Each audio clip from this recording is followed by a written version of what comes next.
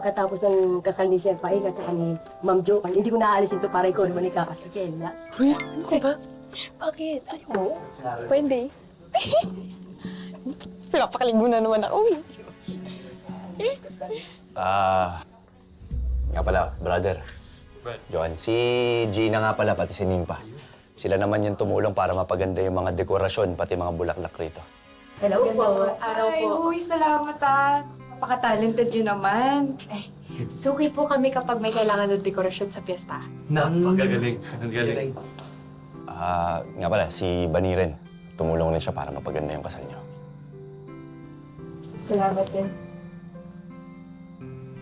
Si Mayor nga pala may ng kwarto para sa inyo.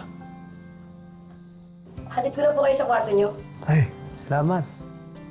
Nga po pala, kami po ni Pretty mag-aayos sa inyo. Binili na rin po ni Ma'am Donna yung damit yun. Nasa room na. Tsaka yung atake naman ng makeup eh, fresh lang, kaya kayang-kaya ko na po yun. Tama. Okay. Maraming salamat sa inyo lahat. Ha? Thank you. Mamaya na, Elias. Ha? Huwag muna kami. Kaya bahala rito, Oo. brother. Thank you. Pagandaan mo na yung kasal mo. Salamat talaga. Sige na. Thank you. Ingat.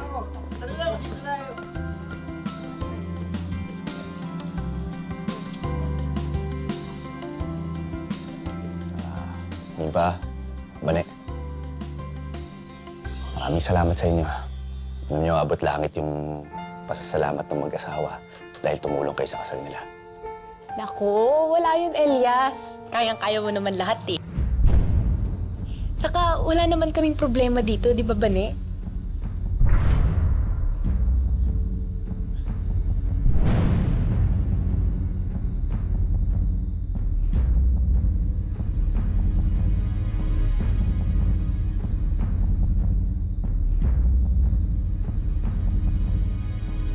Ba't di ko kaya kayo iwanan na ng dalawa?